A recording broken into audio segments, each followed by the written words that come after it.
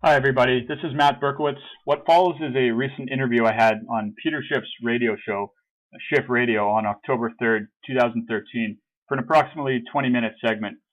Given that Peter Schiff is an ardent defender of free market capitalism, I didn't expect much agreement on his behalf, nor to be able to make as many points as I wanted to in such a short time.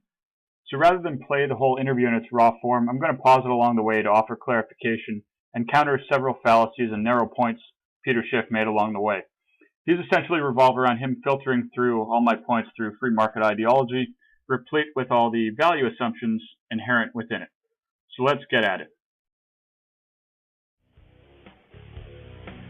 Joining our program now is Matt Berkowitz, and Matt is the coordinator for the Vancouver chapter of the Zeitgeist movement and part of its international lecture team.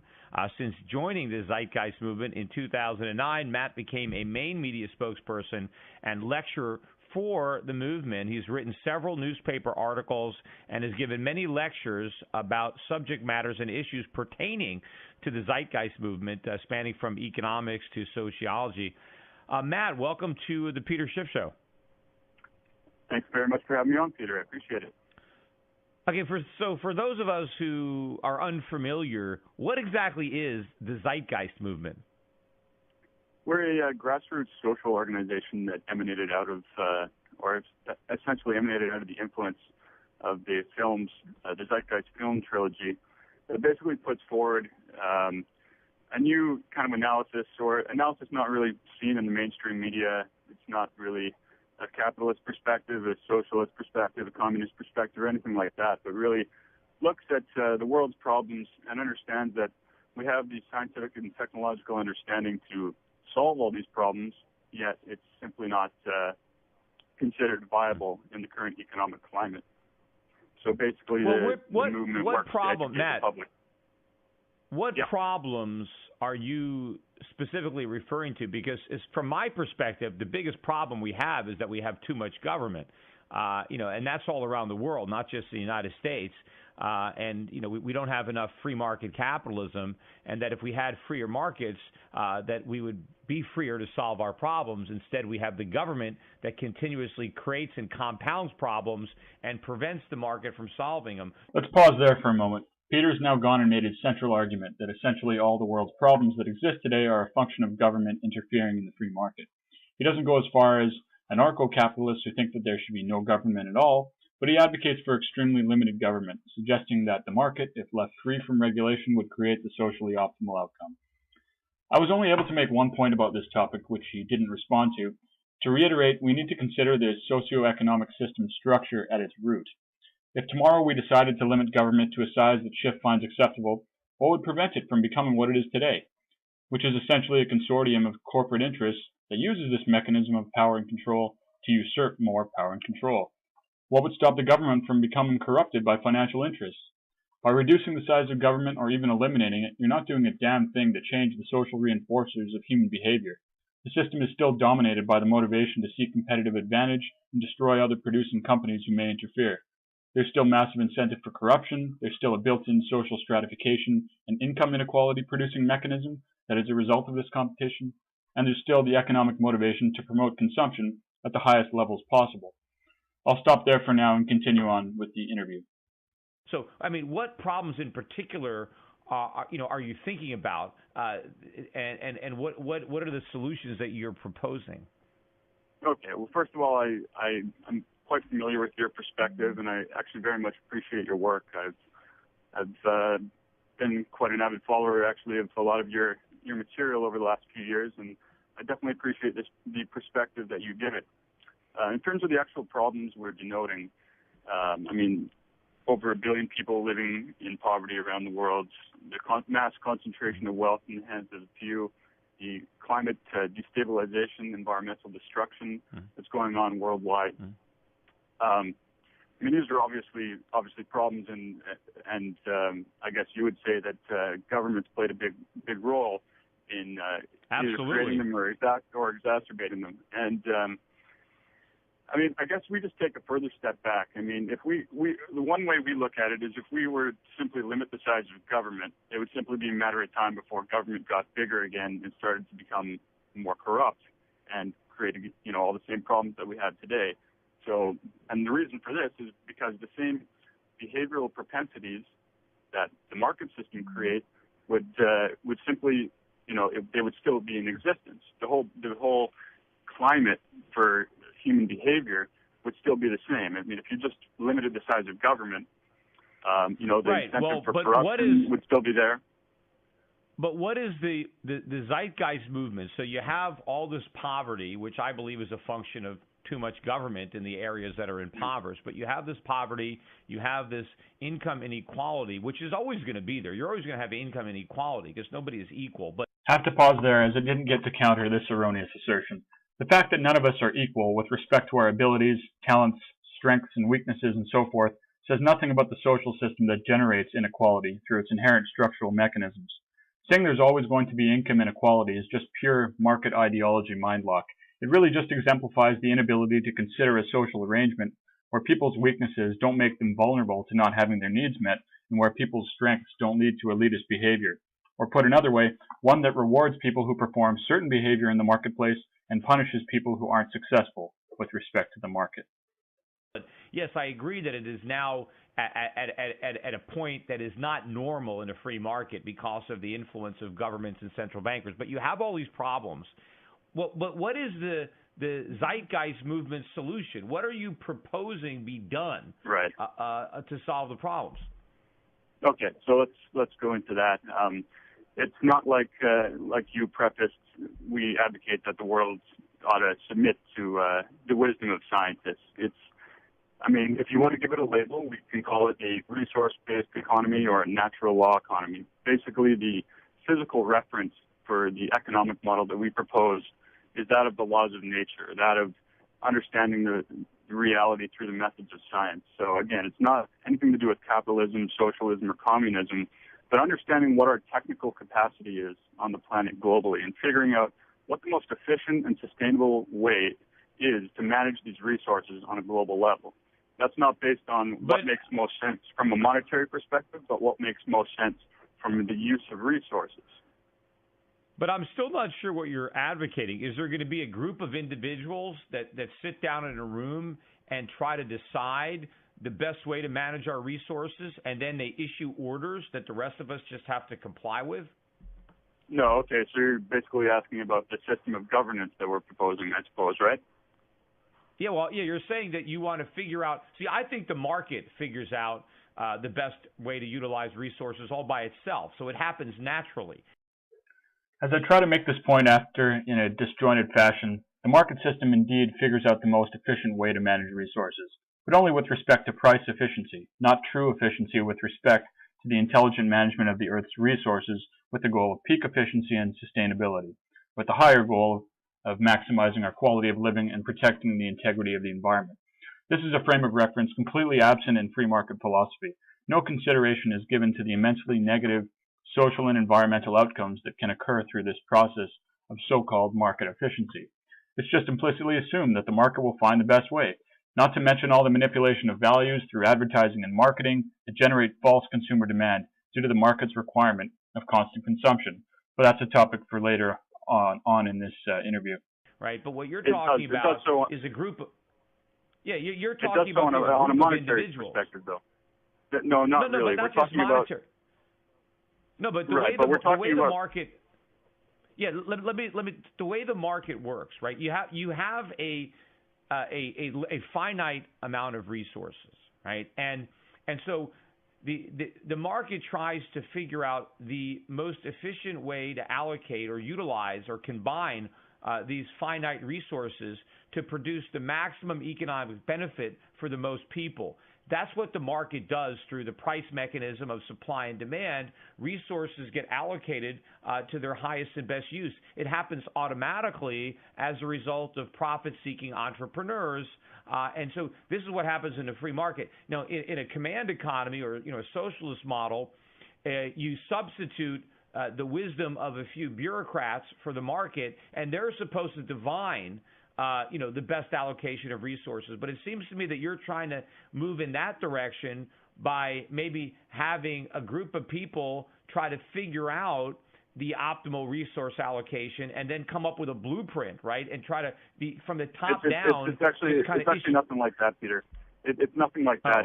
And I understand the tendency to create this association that, you know, any critique of the market is some sort of command economy, some sort of planned, you know, economy a la socialism or communism. But it's really not like that. The best label I could slap on it is that we're advocating the use of a systems approach. It's an engineering term. So we look at the Earth as as one single interconnected synergistic system where everything essentially relies on everything else. You know, economy in Greek stems from the Greek word management of a household, and we're doing a terrible job of managing the resources across the planet. The market only does this with respect to what makes sense from an efficiency perspective via prices. It doesn't actually, price efficiency does not equal technical or resource efficiency necessarily, because the market is really only concerned with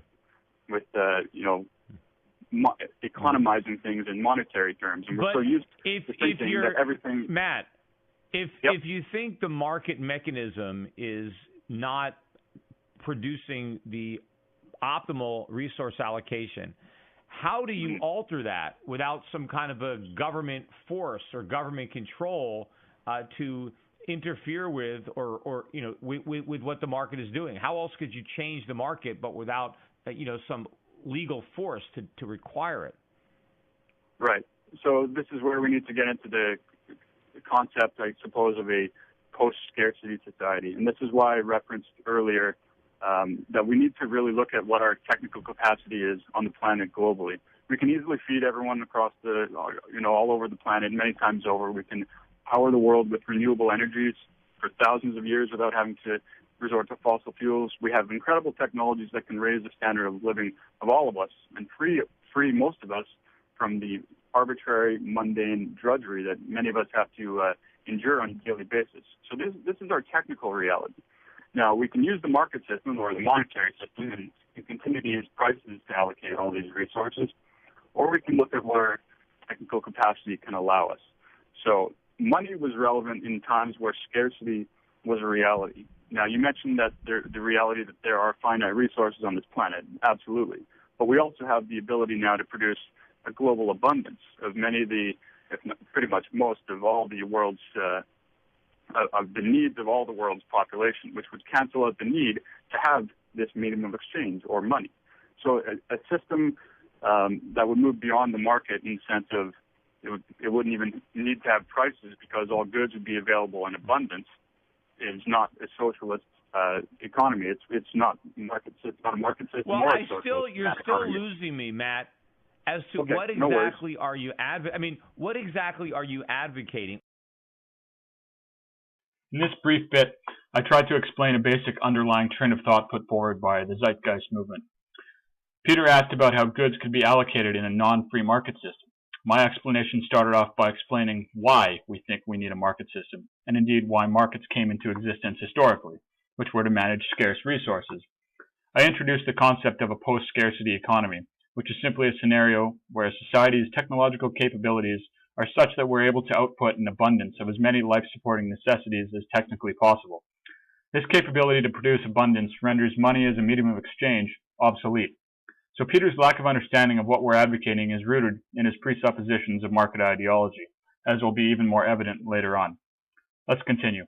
Are there laws that the Zeitgeist movement wants enacted? Are there laws that they want repealed? I mean, are you calling for a change in a system of government? I mean, are there points like this is what we want to do? Point 1, point 2. I understand what your objectives are, to have a better utilization of the resources that we have, our technology, to improve the lives of more people. I'm looking for the mechanism that you guys are in favor of bringing this change about.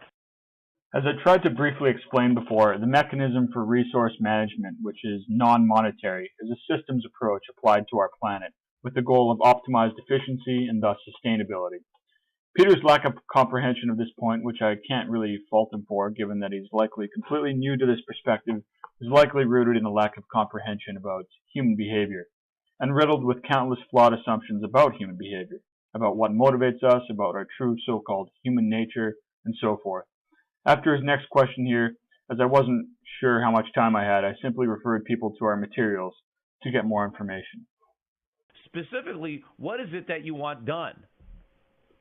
Well, there's two separate questions there, really. There's one is what is the goal, and two is how to get there. The transition is always a tricky scenario, and there are many different speculative answers I could give you as to, step one, step two, step three, how do you get there.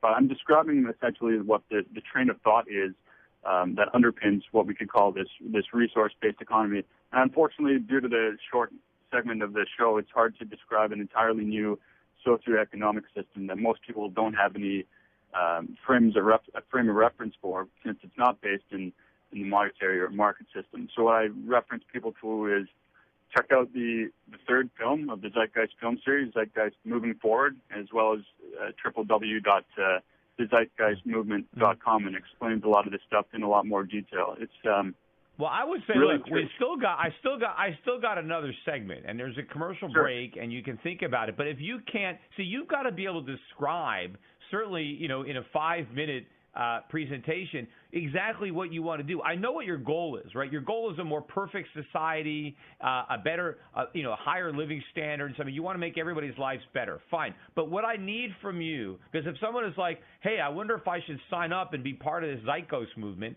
what is it specifically that the movement is behind doing? I know what your goals are. I know what the ends is. What's the means to get there? What are we supposed to do? What are the laws that we need to change, right, in order to achieve this? So you got to have you have to have that for people to get behind your movement. They got to know what you're trying to move, what you're trying to do to accomplish your goals. It's one thing to have all kinds of idealistic, lofty goals about the way the world could be. Right, that's great. But how do we get from the world is right now to where you want it to be? Peter's asked about 4 or 5 questions there that I didn't get to respond to as he went to break after this segment. But briefly, one of the Zeitgeist movement's main goals currently is to educate the public about the true underlying causes of our broadest social problems, where they are truly emanating from, at the lowest common denominator. Whereas Schiff only goes so far as the government being responsible for many problems, our analysis extends the perspective further than that, as the reason governments often behave in such corrupt manners is rooted in the market system set of motivating principles, as touched on prior. The other main goal of the Zeitgeist movement is to educate the public on what our true technical reality is with respect to the social problems we can alleviate and the amazing standard of living we could produce for every human on the planet if we use science and technology wisely. I mean, my theory is capitalism, free markets, get the government out of the way, let society solve the world's problems, let profit-seeking entrepreneurs figure out a better way to make everybody's lives better so they can get rich. So that's my roadmap to what you want, is free market capitalism, get rid of government. I want your roadmap. As denoted throughout the Zeitgeist movement's literature and videos, the very forces inherent in the free market are the ones causing the problems Peter acknowledged at the beginning of the show. I've already addressed this point prior, so I won't belabor the point too much. But I'll repeat, his version of the free market is an idealized fantasy, where everything will be great if only we can get rid of the government. By limiting government, you've done nothing to change the behavioral mechanisms that produce corruption and everything else we see today. Obviously, I'm not in favor of the government, and I recognize it's part of creating and exacerbating social problems, but as an extension of what the market does, not as some separate force. What do we do? What do we change? So think about that. We got a quick break. We'll be right back. And we're talking with Matt Berkowitz. He's the coordinator of the Vancouver chapter of the Zeitgeist movement. It's part of their international lecture team. And what I'm trying to figure out, Matt, is I know what your goals are. So let's not talk about your goals. I want to talk about the means of accomplishing those goals. So if somebody is living in America right now and they're like, yeah, I want to be part of this Zeitgeist movement. So what is it exactly that we're supposed to be trying to do legislatively, politically, in order to bring about what you want? I mean, what are the laws that we're supposed to be trying to enact? I mean, what is it that you're proposing? Our efforts don't really necessarily engage the political system directly. We're more of a social movement, and we try to point out different realities on an educational level of the direction we can move towards in society. In the first segment, I tried to describe some of our tenets, some of the trains of thought that we put forward. But let me try to expand on that a little to make it clearer. So it's just a social movement. So how do we change our behavior? That I'm not even. So how do we? What do we do socially to bring about the change that you want, without laws? We need to understand what's technically possible on the planet. So if we take for example, the laws of nature on a human and habitat level, and we start to calculate what our options are and possibilities are technically, without reference to historical assumptions on economic thought, a completely different socioeconomic landscape emerges. So let me try to describe that very briefly. So we can label it a resource-based economy. Since we all need resources to survive, we advocate that this should be the starting point for socioeconomic activity rather than the abstraction of money, since we live in a world now where global abundance is technically possible, and we don't have to live with the reality of scarcity on most fundamental levels. So the first step in setting something like this up would be to do a full survey of the Earth's resources, figure out what we have, we understand all the different renewable energy potentials we have. Well, okay, who's gonna do that survey? Who's doing that survey? Who's paying for it? Well, there's many different transition scenarios, but in terms of who's going to be doing it, people who are technically trained in that respective field, just like. But today, they're just going to do it. But why are they going to do it? Just because they're part of the zeitgeist movement? They're just going to quit their jobs and just work for free and just try to survey the resources? Right. Well, this is the other angle that the zeitgeist movement tries to put forward. In order to move towards a new social system, our values need to undergo significant change. Now, today, our social values, competition and me out for myself, first and foremost, these values are an outgrowth of the market system's behavioral propensities. We're advocating that if we want to solve many of the world's problems, if we want to alleviate many of the global pressures we have, our values need to change. I mean, we're not. But how can our values? How can our Sorry? Values change? I mean, how? So your movement requires, in order for it to be a success, every individual has to decide that the values that they hold now and their whole value system is wrong, and that we need to value something else. I wouldn't necessarily put it so bluntly as Peter did here, but what the zeitgeist movement advocates is a recognition that in order for our economic practices to be sustainable, our values need to undergo considerable change to reflect the natural laws. These could be termed sustainable values. Our values that exist today are completely manipulated by the market system's underlying mechanisms that promote consumption at all expenses. He proclaims a sense of incredulity that our values can change, as though social values are somehow stagnant and not subject to cultural and social evolution. Today in the U.S., consumption is double what it was in the middle of the 20th century. Despite declining oil reserves, we're consuming more and more oil every year. Global meat production and consumption continues to rise to unprecedented levels, causing immense environmental and habitat damage. This is all obviously a symptom of the market system's built-in structure that demands higher and higher levels of consumption. So what else do you expect? I mean, right now people pretty much value a higher standard of living for themselves. They want to have more things. They want to have more fun. They want to have more leisure. They want to spend time with their families. I mean, yes, many people do indeed hold these values, which are laudable, but the market system inhibits these values from actually being adhered to and promotes a different set of contrarian values based on the principles of the market, not social sustainability. Which of our values are you hoping that we all abandoned, and then what new values do you want everybody to embrace? Well, I mean, for one thing, judging everything based off in monetary figures. Another one would be the competitive mindset in all areas of life, from economic to the educational system. I have to pause here because he's derailing the point I'm making and veering it off into another direction. More needs to be said about the value transition that needs to occur if we as a species actually care to live in a stable, peaceful, socially unprejudiced society. Our values today are provably a direct result of the social environment we are raised in. If you were raised 500 or 600 years ago in the Mexican Aztec culture, you'd hold a value system promoted by their culture. If you were raised in the Middle East into an oppressive religious background with no outside influences, you're most likely to embody those values and beliefs. We need to recognize that, like scientific models, some values are closer approximations to reality, and others are far off. Some work better, and others do not. The values that are pervasive in our global monetary culture today are highly dysfunctional and an outgrowth of the underlying value programming system, i.e. our socio-economic system. What the Zeitgeist movement advocates thus is a shift towards what could be termed sustainable values. In other words, values that are functional as defined by our most updated scientific understandings and thus the laws of nature themselves. You actually want to eliminate money from society? But it's not really just eliminating it, it's outgrowing the need for it, just like we're not really anti-capitalist. But we can't. You're like saying I want to outgrow the need for oxygen. Or, outgrow the need for blood. That's a false analogy. Money was... No. Money is probably one of the greatest inventions of mankind, and you're saying let's get rid of it. Now, of course, if we get rid of money, then what are we going to have, a barter system? But how is going back to a barter economy going to further your goal? So this is why I brought up the distinction of scarcity versus abundance. Money is absolutely necessary, or it's useful in conditions where scarcity is a reality.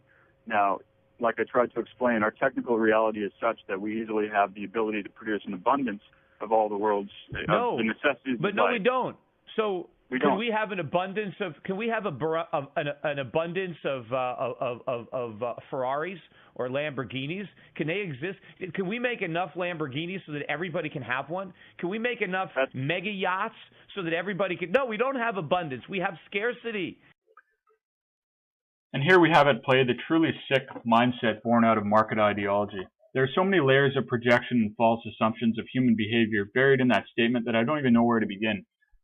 For one thing, there is the assumption that humans have unlimited desires, and if uninhibited by a price system that forces you to curb your reckless desires, everyone will go out and mindlessly all consume in such a conspicuous manner. This is provably untrue from countless angles. This unsustainable value is rooted in a behavioral ethos called status competition, where people go out and purchase not for any utilitarian purpose, but rather for reasons of ego, vanity, status, and other culturally relative notions. In the first world countries with the least amount of income inequality, people tend to display much less status competition than in the more unequal countries. There is actually a highly statistically significant correlation between the two. Consult the book The Spirit Level by Richard Wilkinson and Kate Pickett, chapters 10 and 15, for the relevant research on this topic. The logical deduction is that if you remove the basis of income inequality completely, which is, of course, the monetary market system, you drastically reduce, if not completely eliminate, the drive for status competition. The second, which I'm about to attempt to cover, is that of distinguishing between needs and wants, which of course there is no distinction for in the market system. They are the same thing, since money buys needs and money buys wants. I'll let it play and then respond further. And the only way you can allocate resources is by putting a price on them. To say that we have an abundance of everything, we don't. Yeah. One sec, Peter. So we certainly have I said we have an abundance of the necessities of life. So food, energy, transportation, education. Those specifics you're talking about are obviously subjective ways that people have of meeting their more quantifiable But we don't even needs. have an abundance. Do we have an abundance of steak? Or do we have abundance of caviar or lobster? He's completely missing my point. Needs are objective. We all need food. The specific foods we eat are the subjective ways we choose to meet these needs. And as mentioned, these wants are completely determined by the culture you're in. I mean, no. I mean, so yes, again, I'm talking about the staple food, not necessarily the specific. Yeah, but what if somebody wants? But what if somebody wants lobster, right? How is it going to be? You need to have money to figure out who gets the lobsters, unless you're going to have some bureaucrats deciding who gets to eat lobster and who has to have rice. Or you need to have a different socioeconomic system that promotes different values, ones that aren't so values where people. unsustainable. But Matt, that's never going to. You're saying so people have to stop wanting things. People have to stop wanting lobster and just be satisfied with eating bread and rice. I'll just reiterate again that yes, people's values absolutely must change if we want to actually change our course as a species to remain sustainable and thus survive.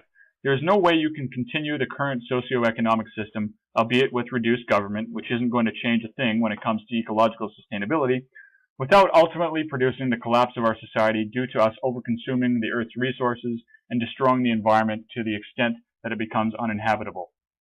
But instead of trying to dumb everybody down so that we all want minimal, so that everybody can have a That's not what we're doing. Standard of living. Well, what are you trying to do? Again, you need to understand the train of thought before you go into these different examples that I can certainly explain, but the train of thought needs to be understood first. So money, yes, it's necessary if you have a scarcity of something, but if you have... We have a scarcity of things. Nothing exists in complete... Energy, we don't have enough energy for everybody to use all the energy they want. We have to have a price associated with that energy so that people economize their use. Actually, we very much do have all the energy production potential we could ever need or reasonably want in a sustainable society. As is documented throughout all of the Zeitgeist Movement's literature, we have nothing but total energy abundance if you look at mediums like geothermal, wind, solar, wave, and tidal. An MIT report in 2006, for example, showed that we can meet the world's energy needs for 4,000 years in geothermal power alone. If you remove the monetary system, along with the countless socially pointless jobs since they relate only to money management, and remove all the technically redundant jobs since they can be automated, you remove a humongous basis for most of the world's energy requirements. If you replace the current transportation infrastructure set up for gas-powered cars and convert them to hybrids or electrics, and replace the airplane mode of transit with something like vacuum tube maglev trains, which are possible today, you remove another basis for much energy consumption. With the removal of the monetary system, which requires consumption at all levels, another level of energy needs are eliminated. That's just a few examples of how we waste an insane amount of energy and other resources. If you get rid of the behavioral reinforcements that produce status competition and conspicuous consumption, you really do not need to worry about all the reckless consumption problems that Peter alludes to here.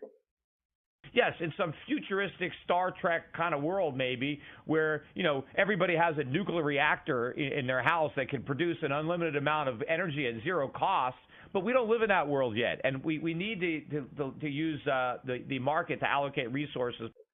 This point, of course, becomes moot when you realize the point of how we can produce a global abundance for all life-supporting needs for everyone, and how our values and behavior are a product of the social environment that we're groomed in.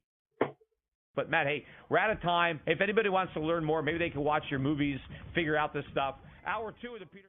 With that said, I'd like to thank Peter Schiff for having me on. Hopefully we can continue the dialogue at a later date when hopefully he'll be more familiar with the Zeitgeist Movement's tenets. Thanks for listening, everyone. It got bigger again and started to become more corrupt and created, all the same problems that we have today. So, and the reason for this is because the same behavioral propensities that the market system create would simply, they would still be in existence. The whole climate for human behavior would still be the same. I mean, if you just limited the size of government, the incentive for corruption would still be there. But what is the Zeitgeist movement? So you have all this poverty, which I believe is a function of too much government in the areas that are impoverished. But you have this poverty, you have this income inequality, which is always going to be there. You're always going to have income inequality because nobody is equal. But have to pause there as I didn't get to counter this erroneous assertion. The fact that none of us are equal with respect to our abilities, talents, strengths, and weaknesses, and so forth, says nothing about the social system that generates inequality through its inherent structural mechanisms. Saying there's always going to be income inequality is just pure market ideology mindlock. It really just exemplifies the inability to consider a social arrangement where people's weaknesses don't make them vulnerable to not having their needs met, and where people's strengths... Hi everybody, this is Matt Berkowitz. What follows is a recent interview I had on Peter Schiff's radio show, Schiff Radio, on October 3rd, 2013, for an approximately 20-minute segment. Given that Peter Schiff is an ardent defender of free market capitalism, I didn't expect much agreement on his behalf, nor to be able to make as many points as I wanted to in such a short time. So rather than play the whole interview in its raw form, I'm going to pause it along the way to offer clarification and counter several fallacies and narrow points Peter Schiff made along the way. These essentially revolve around him filtering through all my points through free market ideology, replete with all the value assumptions inherent within it. So let's get at it. Joining our program now is Matt Berkowitz. and Matt is the coordinator for the Vancouver chapter of the Zeitgeist movement and part of its international lecture team. Since joining the Zeitgeist movement in 2009, Matt became a main media spokesperson and lecturer for the movement. He's written several newspaper articles and has given many lectures about subject matters and issues pertaining to the Zeitgeist movement, spanning from economics to sociology. Be freer to solve our problems. Instead, we have the government that continuously creates and compounds problems and prevents the market from solving them. Let's pause there for a moment. Peter's now gone and made his central argument that essentially all the world's problems that exist today are a function of government interfering in the free market. He doesn't go as far as anarcho-capitalists who think that there should be no government at all, but he advocates for extremely limited government, suggesting that the market, if left free from regulation, would create the socially optimal outcome. I was only able to make one point about this topic, which he didn't respond to. To reiterate, we need to consider the socio-economic system structure at its root.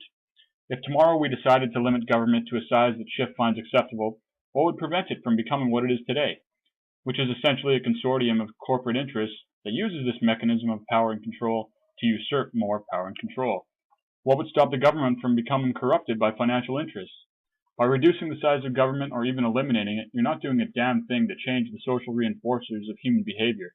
The system is still dominated by the motivation to seek competitive advantage and destroy other producing companies who may interfere. There's still massive incentive for corruption. There's still a built-in social stratification and income inequality producing mechanism that is a result. Matt, welcome to the Peter Schiff Show.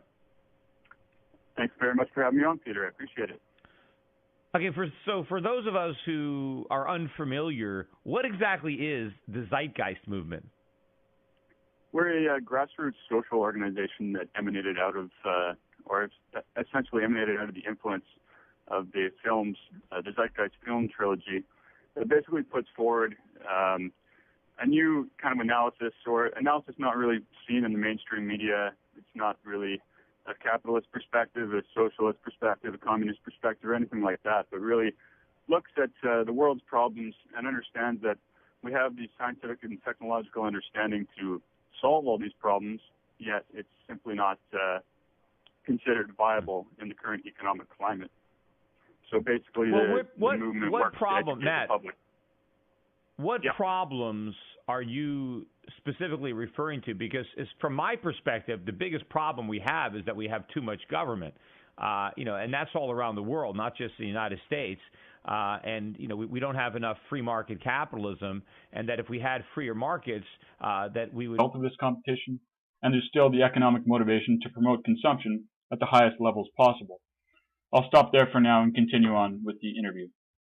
So, I mean, what problems in particular are you thinking about, and what are the solutions that you're proposing? Okay. Well, first of all, I'm quite familiar with your perspective, and I actually very much appreciate your work.